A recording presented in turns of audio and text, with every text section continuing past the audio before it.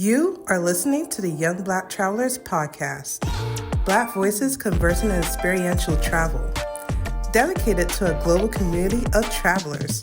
So be bold, be inspired, be spontaneous. We are YBT. Hey everyone, we are at Young Black Travelers. It is your girl Krisan, the podcast lead for Young Black Travelers, and I am so excited to have this special guest on today.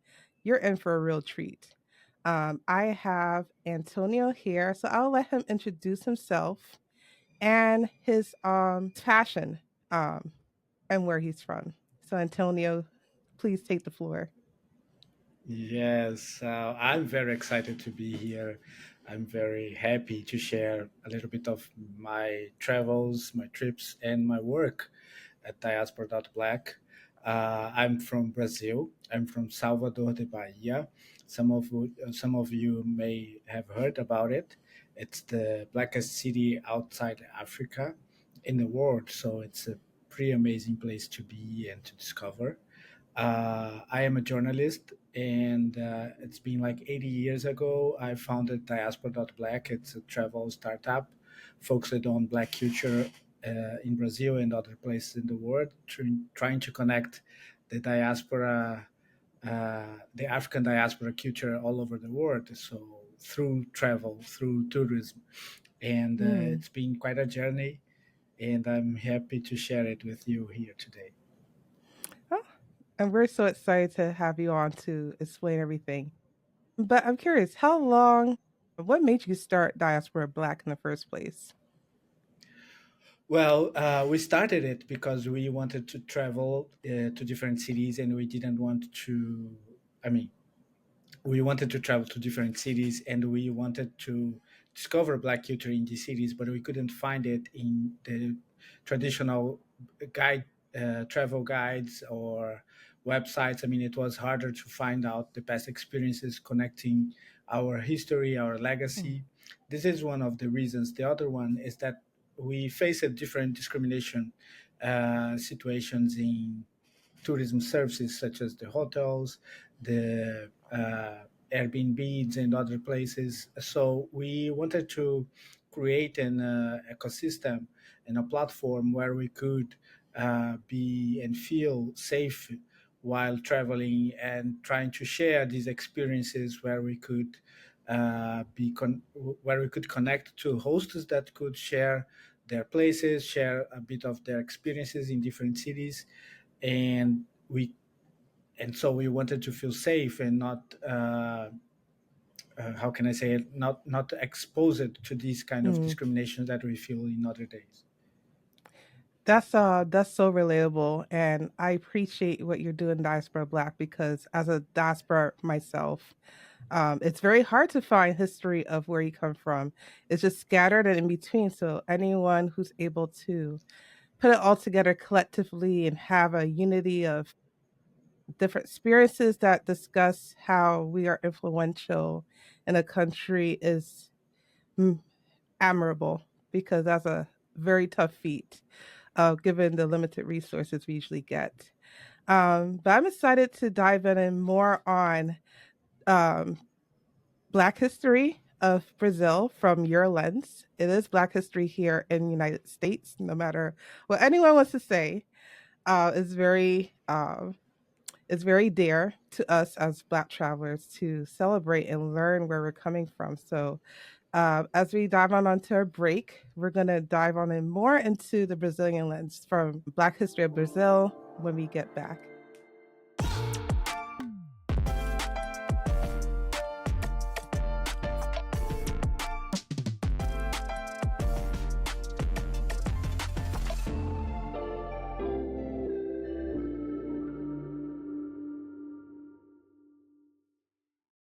And we're back, guys. We're back from our break. I hope you did not go too far, because we're about to dive on into the main conversation of Black history in Brazil from a local Brazilian lens.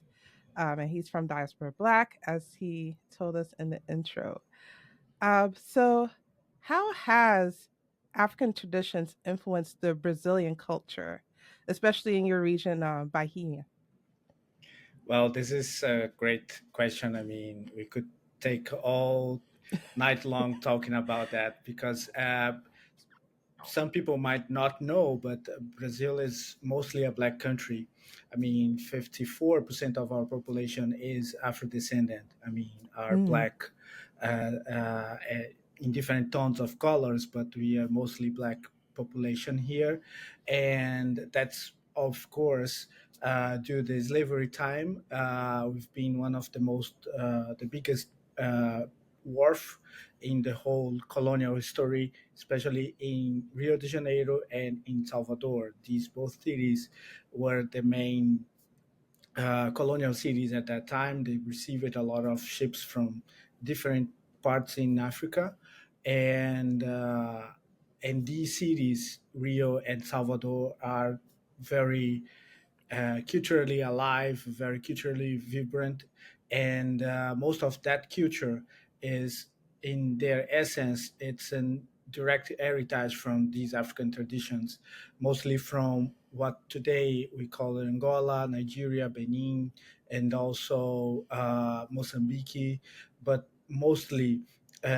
Especially in Salvador, we are very connected to the Yoruba traditions.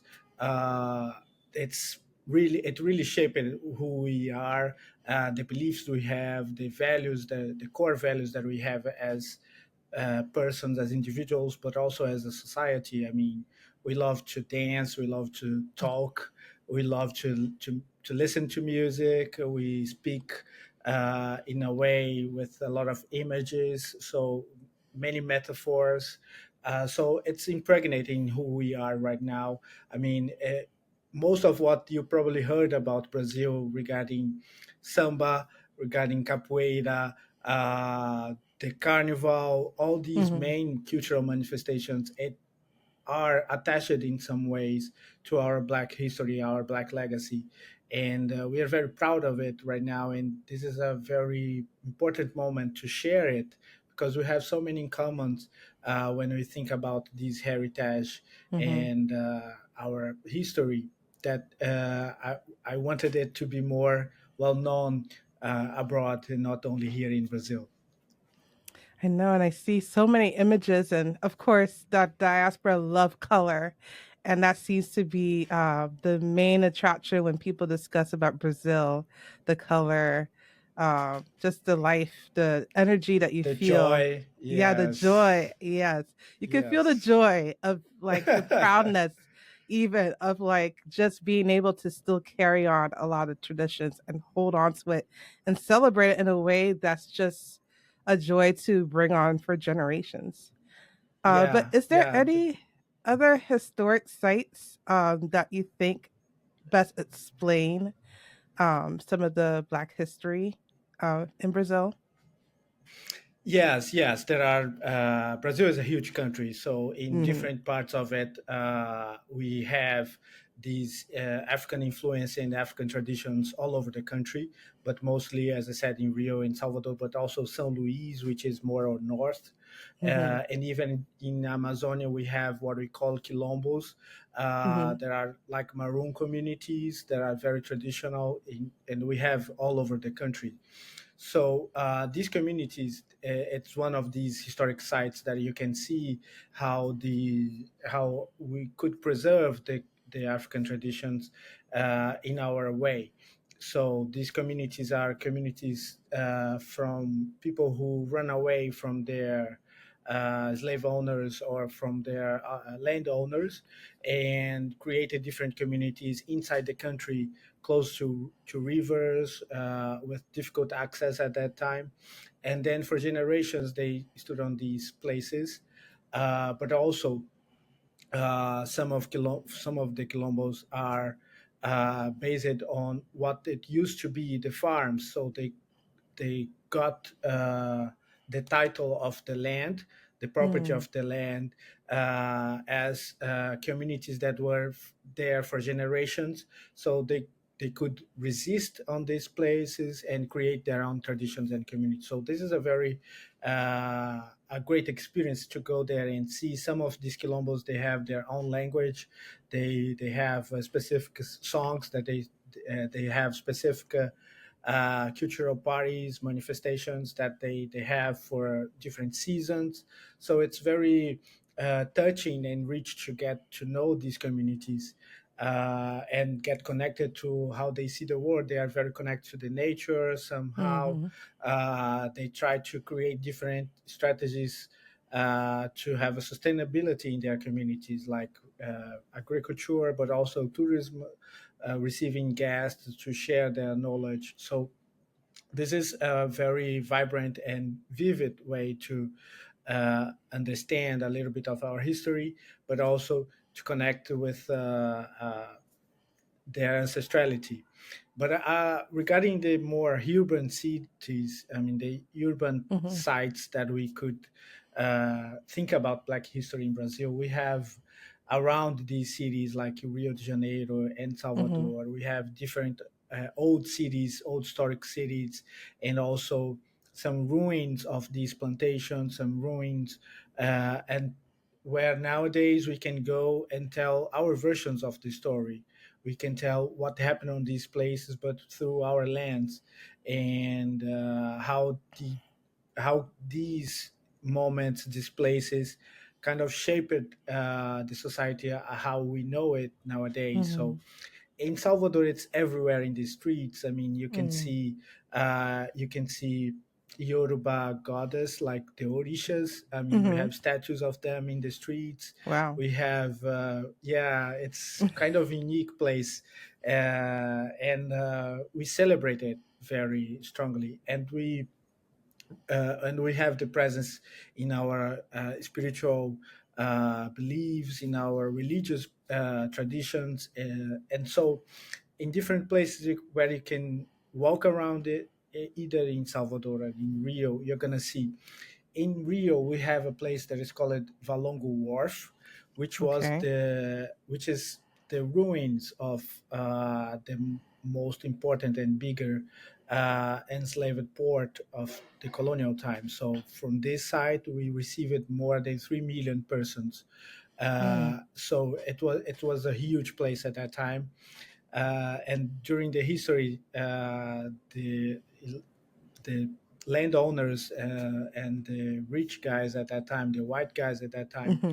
they tried to cover these places in different ways. I mean, to erase that part of the history, but it came after research and a lot of renovations. So it came back to the surface, and we could take a look at the story and tell the story from a different perspective. It's a very we can see the ruins over there, and it's in a very culturally important neighborhood that we call Little Africa. Mm-hmm. So, and you must come to understand why we call Little Africa. I There are must. so many stories. But that's very important too. The way that you preserve the land and property to carry on, because a lot of times uh, you have industries like tourist industries that are willing to give that up for the sake of money. And usually they go after a certain demographic, right? So I know the states sometimes, especially in the South, they try to preserve little plantations or titles that maybe a slave owner gets a slave, and they fight tooth and nail over here to keep it. So that's We great fight that you're it able too. to, yeah, fight. It's always a fight, right? It's But I'm always a glad to, fight. it's always a fight, but it's worth fighting because you get to, like the Colombos are able to not only have property, but they keep in traditions, the tongues, everything. And even when the ruins and stuff or more tourists may come more than probably Colombos, they are still able to preserve what is very important, at least of Black history, and the importance of how they are influencing Brazil as a whole. So that's Yeah, commendable. They're able to do that a lot. Hmm. it's a very recent achievement from our Hmm. society, our Black society here, our Black social movements, to have the recognition of these places, to have the preservation of these places, especially the Quilombos, to have the title of the the property of the land. It's been a long fight from many decades, like 3 decades, 4 decades. They were trying to get that title, the guarantee that they have the property of the land. Mm, This has been a struggle, and now from the last 10 years or less, uh, we are able. Been we've achieved the sorry so, and most recently, in the last mm-hmm, 10 years or less, we could really start talking about it in a more open space, public space. I mean, with more voices talking about it in journals, in the TV, with documentaries, with audiovisual. So, I mean, it has become more known for the society that this is a patrimony, this is an heritage, this is mm-hmm, something that we need to value, and we need to research and go deeper so we can mm-hmm. recognize our story. So this is something that is still a fight, but we Yeah. feel that nowadays we have some achievements and we can talk about it and share these stories that were hiding for such a long time. Yeah, and there's momentum too. Like with the technology right now, people are more aware with this podcast and with the newsletters and everything. People are more aware in their travels to not only travel to vacay, but to be socially conscious of where they're going and finding root of who they are or who they're connected to or should be attributing to when they're going to another country.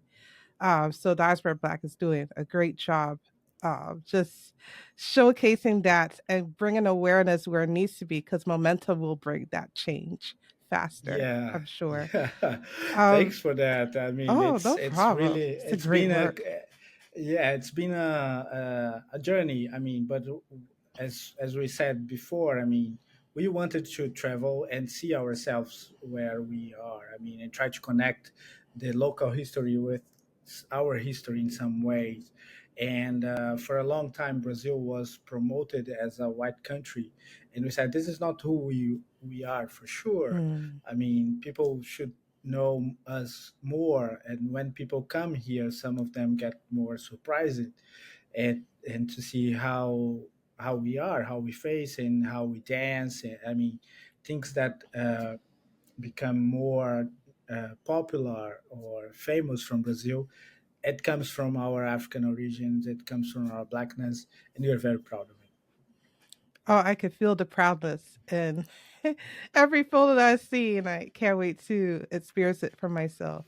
From what the photo I see, and even some from our team that been to Brazil, of course, Carnival is the touching point for a lot of people to start thinking about what Brazil is. And I remember one of my friends went to Carnival and noticed a float. I don't know if you probably remember this, a float that was showcasing, um, how they came from slavery and also just showcasing the Black history and how influential they are to Brazil on that float. I think it was a recent one.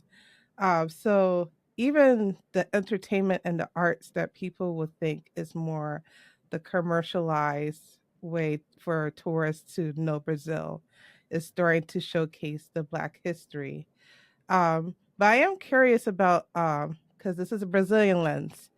How do you feel in Brazil the representation of Black culture today? Do you feel that it's being well represented in Brazil? Do you feel like it's still um, capped a little bit with a standard or something? Or do you feel like you're celebrated in Brazil in a way that feels like, okay, I'm recognized?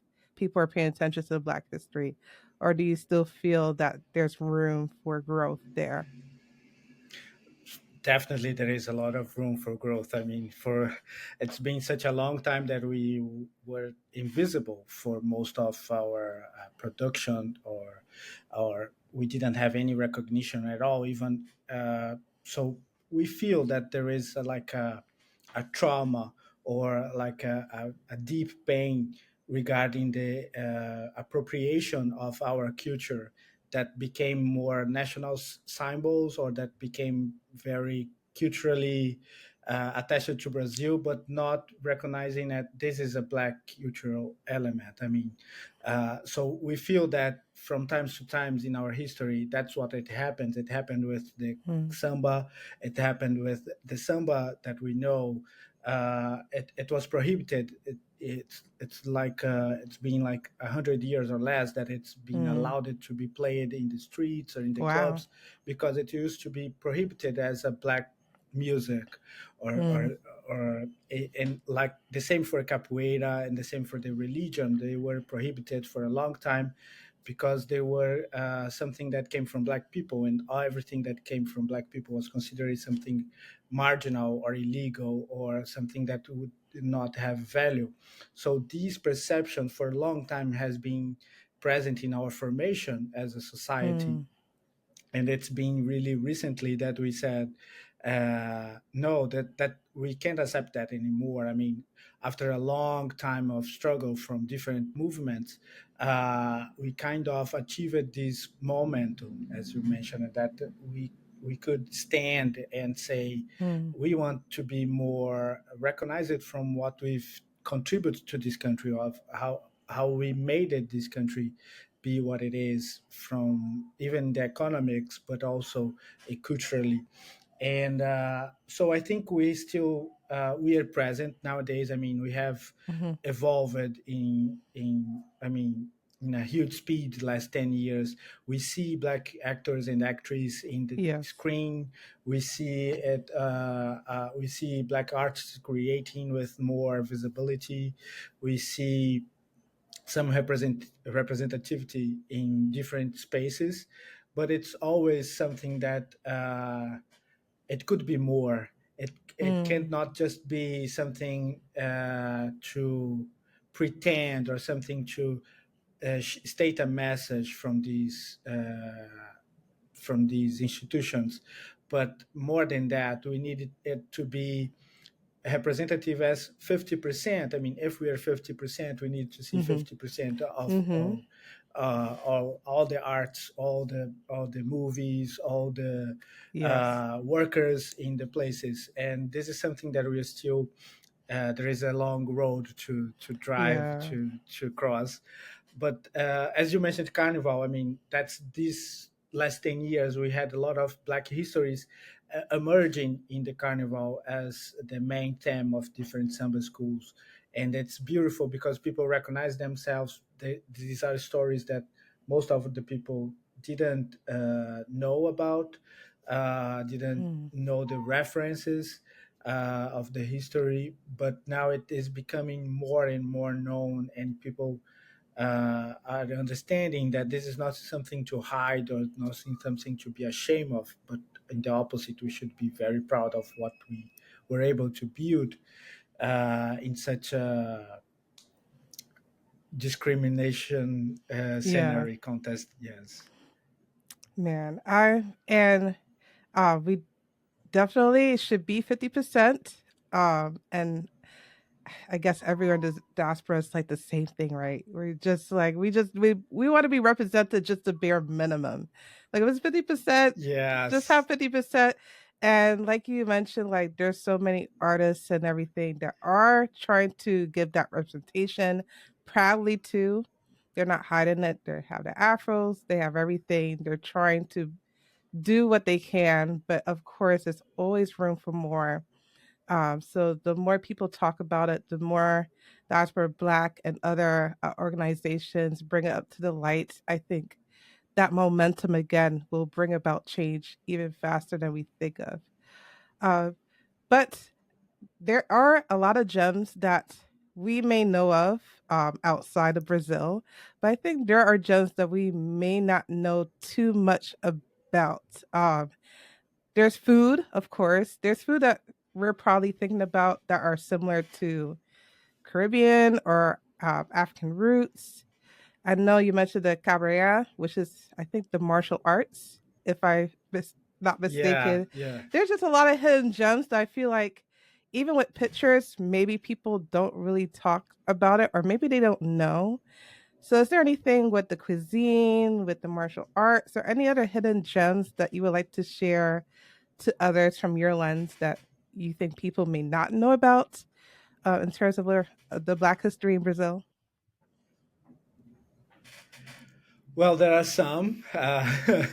It's hard to pick one or two to share here, but I think there is something that you might know. There is cachaça. Cachaça is Mm, the alcohol drink that we have. yes. It was for a long time. It was considered not a very sophisticated drink, but that's the alcohol drink that we use to do the caipirinhas, which has become the most famous Brazilian drink. That's wherever you go in Brazil, you may order a caipirinha. It's Mm, like margarita or something, or tequila. It's the cachaça is for Brazil what we call tequila in Mexico. So okay. everywhere you go, you can find it. But it's connected to our history as well. I mean, it was the alcohol that the enslaved people could make it by their own selves. With the sugar Hmm. cane. So they started doing it, and so we have different brands right now, different Okay. sophisticated cachaças, and you may taste it with different flavors. So it's really good if you wanna to start the Okay. night. Noted. You should taste the cachaça, different types of cachaça. For food, for sure, muqueca is the most Okay. tradition dish that we have, especially in Salvador. It's really on the roots of African cuisine because it's mostly seafood, especially shrimp. That's Mm, the best one, and it's there is a lot of palm oil. I mean, that's one of the okay. main ingredients of the dish is the palm oil. So if you come here, you need to taste it. There is this dish in every city you go, but it comes from Salvador, and you Okay. may taste it. In Salvador, we have also acarajé, which also comes from African roots. Mm, It's called in Nigeria. It's kind of an akara, but it's okay. different here. It's hot. It's Oh, okay. also there is some other ingredients on it. So there is a lot to taste here. It's very spicy. The food. Maybe I you love to have a hear lot of that. different peppers. Yeah. I love to hear Yes. that. So I mean, I'm here. I'm just sharing some highlights, but Oh, there there are must be other plenty gems. of dishes. I for sure. Yes, Oh my yes. We have a goodness. lot of seafood. I think you would love it. It's Mm, fresh and we have different flavors on it. So even in the Amazonia, the fishes over there are delicious, and I mean it's a very diverse country, so you may see different elements every in different regions. So São Luís is also a very beautiful mm. city, very historical city with a lot of reggae music. I mean, we Okay. love reggae. Yes, Oh, because I'm yes. Jamaican, so that warms my heart a little bit to hear that reggae is everywhere. Yeah, yeah. This is something that people generally doesn't associate it to Brazil, but we Mm. do have here, especially in São Luís, in the north of Brazil, and in Bahia. There are some cities that also are very connected to the reggae music. Wow, okay. And so wow, that's a lot. I know there's more, but I know it's like we'll be here for days. But before we close this big conversation, there is something that I'm personally curious about. The capoeira, which I don't know if I'm pronouncing it correctly. The black martial art. Capoeira. Yeah, capoeira. Right. Okay. Yes. I'm gonna practice it tonight, and I'll do it justice when I get to Brazil. But it's the black martial arts, and I'm curious as to, and I'll see clips online as well of like how they're just swinging their legs. like it's just synchronized and it's so beautiful. Listeners, watchers, if you ever get to watch a video of it, it's really like eye catching. It's different. So I wonder if you could just touch upon like its roots, and its importance into the Brazilian culture.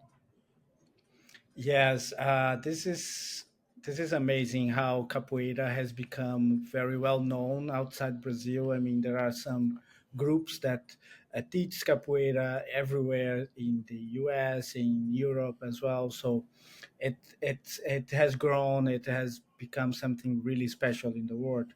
But it started here during the slavery time. It was the martial arts that we teached one each other to have more uh, some movement, some flexibility and agility to respond to any kind of aggression, especially from the policy or from the landowners. So this was the movements and attack and defense. This dance, it was something that they didn't know, they didn't ever seen before. So that was like one of the mystery of it. So we teach it one of each other in our community, so we Mm-hmm. were prepared to face any kind of attack from either any authority or either anyone who wanted to discriminate us. So it was prohibited for a long time because it Wow. was associated as something like that we call here vagabundos. It would be like Wow. something like uh, th- those who are marginals, those who doesn't want anything, who doesn't do anything. After the abolition, there was no job for us, there was no Wow. land for us, there was no school for us. So many of us stayed walking on the streets, Wow.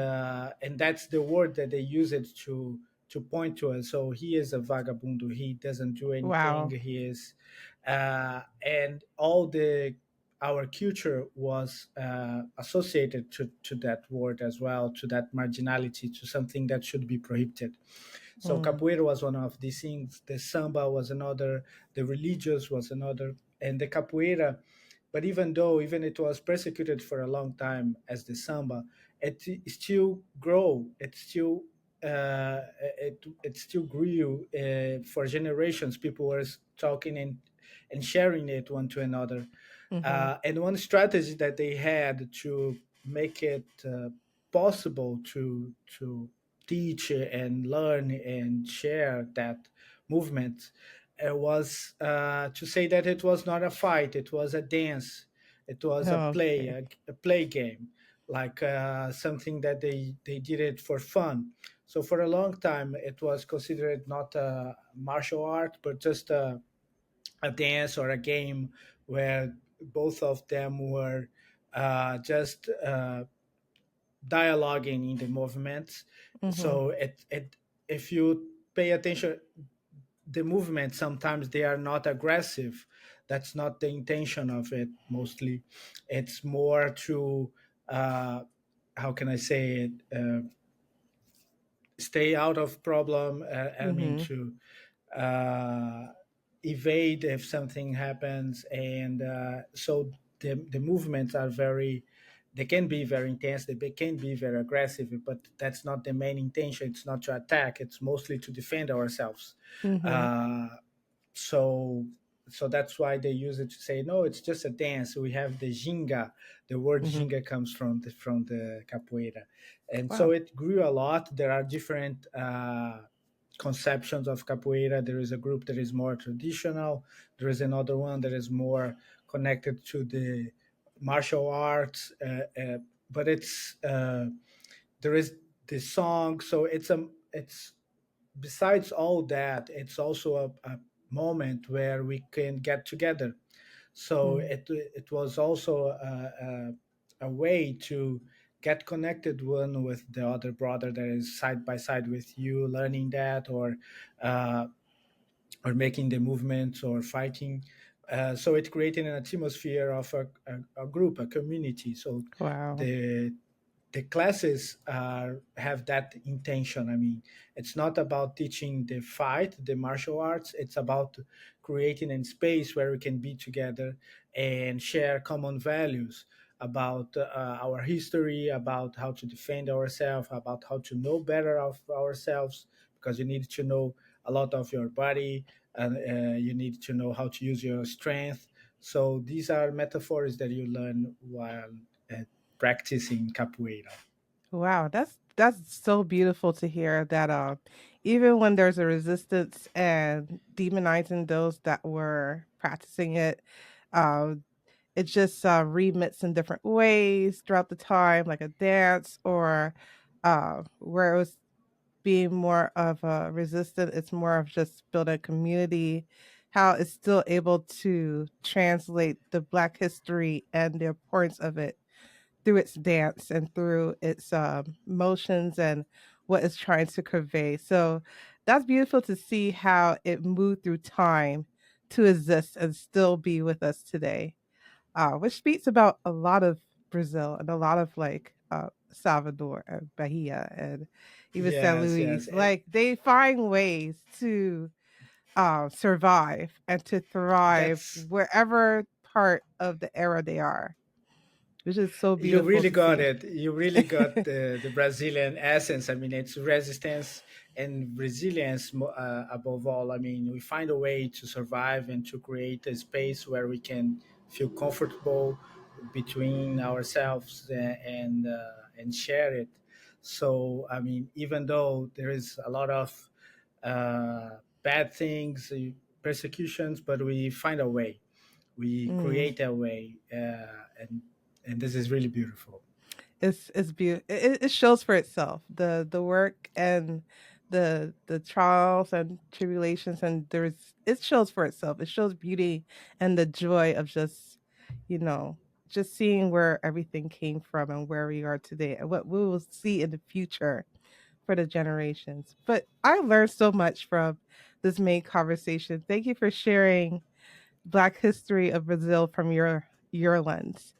So that's it for I the main appreciate. conversation. This is yeah, I this is just want so to invite educational. everyone.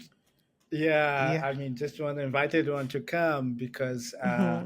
that's the beauty of Black travelers. I mean, when we go to another place and connect with that history, I mean, it makes us feel more powerful somehow. I mean, to Mm. recognize the other's strategies to survive and achieve different things. So Yes, come so here to discover.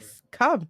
Just come and experience everything we just talked about for yourself. I think that's the best way to learn is to experience. So I encourage you, watchers and listeners, come to Brazil. Come to Brazil, have a local show you the true nature and the Black history and how we shape the world. And when we come back from this awesome main conversation, we're just gonna close out and um, Antonio will share his handles or where to connect with him. We'll play a little game because we like to play games, and we'll just give any other closing statements. So stay tuned, everyone.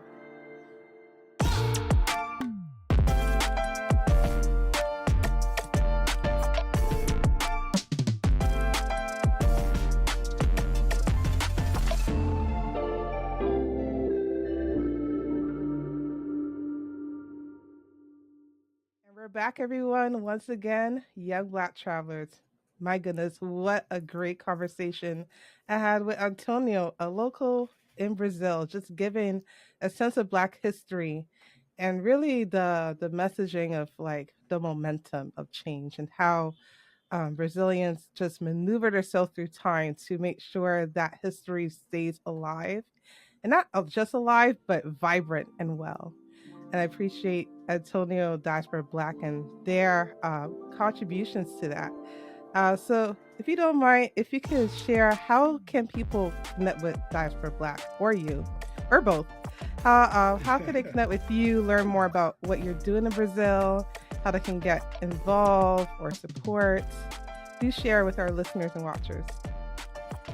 It would be great to talk with you all and to share a little more of what we do in Brazil and other countries as well. I mean, just come and our website, you can easily find us. It's diaspora.black. You can just Hmm. write it and you'll see a bit of our work. And we are in social media as well, Instagram. We would easily answer you and start a conversation, and you can tell us what they're looking for, and we will figure it out together, think together where are the best places you could go and with who. Yeah. So make sure you write down that handle, write down the website, get in touch with Antonio, and it's an amazing site. It's very filled.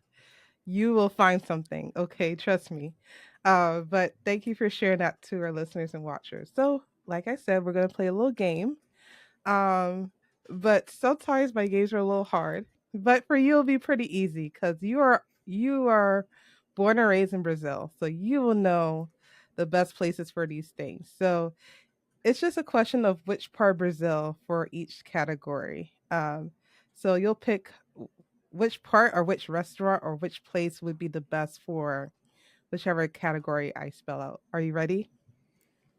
I am ready. I hope I'm not too attached to my core and just to my preferences. But yeah, for sure, it will be interesting to answer the game. It's okay to be a little biased, you're the expert. So Yeah. we trust your judgment. So okay, which part of Brazil or which restaurant would you recommend for food? Like if you pick one place that you must go. um, I you know it's hard. definitely would. Yeah, one place, one restaurant is really hard, but you definitely would go to Salvador, Hmm. taste the muqueca and taste the foods. The one place that I truly recommend is Zanzibar. It's a very Ooh, beautiful restaurant in Old Center in Salvador, which with different African Brazilian dishes. It's delicious. wow. It almost sounds familiar to Zanzibar, which is in Tanzania. I wonder if it's the same Yeah, spell. yeah, Is that's it really okay? Ooh, it's okay, the name. Yeah, it's the name. okay, Yeah, okay. So that's the Zanzibar. Okay. inspiration. It's like an island in Salvador. It's Wow. really I got. I'm gonna Google after this. But good. okay, so that's for food. For scenic landscapes, where do you think the most scenic landscape you could find? Which part of Brazil? Thinking about natural paisages, I would definitely suggest the São Luís, Okay. Maranhão. It's over there around the city, close to the city. They have a national park where you have some dunes and some lakes. It's something very impressive with blue water and very beautiful lot of lakes. I mean, Mm, different lakes around you. It's a very iconic and beautiful landscape. okay. All right. So St. Louis. And then for relaxation, like I don't want to do anything. I just want to relax and enjoy myself somewhere. Where would you go in Brazil? Oh, I would go to Boipeba. Boipeba is Oh, an what's island that? that is, Okay. yeah, it's this is a gem. This is a gem. Okay. It's not very uh, known for foreigners. It's mostly the Brazilians that are going there. It's an island. It takes a journey to get there because there is no car. You just come by boat. Uh, it's distant from Salvador, which was the closest airport to get there. But it's a place where you can relax. It's in front of the sea. There is sea everywhere. Good food around. Great hotels and guest houses, and you stay in a different time zone. I mean, it's Okay. completely uh, uh, deconnection for you and connect with the nature. It's beautiful. Wow. And what's the name again of this island? Boipeba. Boy Peppa. Okay. All right. Boy Peppa. Boy Peppa. Boy Peppa. I have to practice. So once Yes, again, yes. don't worry. By the time I get to Brazil, I will know how to say it. But we'll also have on the show notes for anyone who wants to make sure they get these names down. Um, okay, so if I was a solo traveler, because I'm a solo traveler, what's the best place to stay or roam around in Brazil? Uh, I think Rio is good. I mean, Mm, uh, Rio and yeah, Rio de Janeiro is some place that you can easily walk around by yourself. I mean, discover the main places and connect with others if you want. But if not, you can also be walking around. And São Paulo is also a great place for okay. solo travels, but it's an urban city. I mean, you there is no paysage or landscapes like nature that would be great. So that's why I suggest mostly Rio.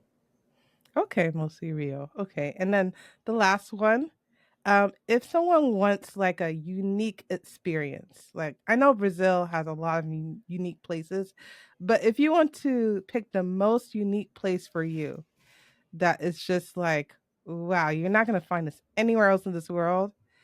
Is there any particular place or exhibit or something that is the most unique to you? Well, uh, this is hard, uh, but I would say a little bias from my side, but I would say it's Okay. definitely Salvador is something very unique. And around Salvador, you can see some quilombos. So you can see the island. You can see the waterfalls. I mean, there is something there is a richness in different Mm, attractions around Salvador, and but what makes it unique is the rich culture that we have, the people of the city. I mean, you're gonna feel very comfortable. You're gonna feel very connected to them, even if you just met them. So I think the unique experience that you have is to connect with the local people in Salvador. okay, wow. Okay, so I'm looking forward to that too. Noted. But thank you for playing the game. I know it's a little hard, but you did well. I think a Yeah, lot of our listeners and watchers got a lot of notes out of that. But I think uh, I forgot some places that I should have mentioned it, but okay, I aw. think it's a good picture. But if there's anything else, we will have it on the show notes for you, listeners and watchers. We will take care of you. But thank you, Antonio, for gracing us with such an amazing conversation of your lens of the Black history in Brazil. Um, and thank you for everyone for listening to our podcast. Make sure that you share this with anyone who you know would want to come to Brazil or maybe are curious about what they can find Brazil as a Black traveler. Share this podcast episode with them. And make sure to follow us on all social media if you have not followed us yet. We do have our Facebook, Young Black Travelers. We have TikTok, Young Black Travelers. We have our IG handle, Young Black Travelers Blog. We are on Threads, Young Black Travelers Blog. And we also have our website, of course, with vlogs and all other things at youngblacktravelers.com. Now, make sure you are aware of your travels, keep sanitary practices, and just keep safe wherever you go. Again, thank you, Antonio, for such a great conversation. It's always a pleasure to talk about Brazil and share what we have here, and I mean, invite you guys to come and discover and connect with us. I think there is a lot to learn together from our histories. And Mm-hmm. thank you very much for this conversation. It was a pleasure to Oh, be here. pleasure is all mine. And take care, guys. Make sure you visit Brazil. All right, bye. Bye bye.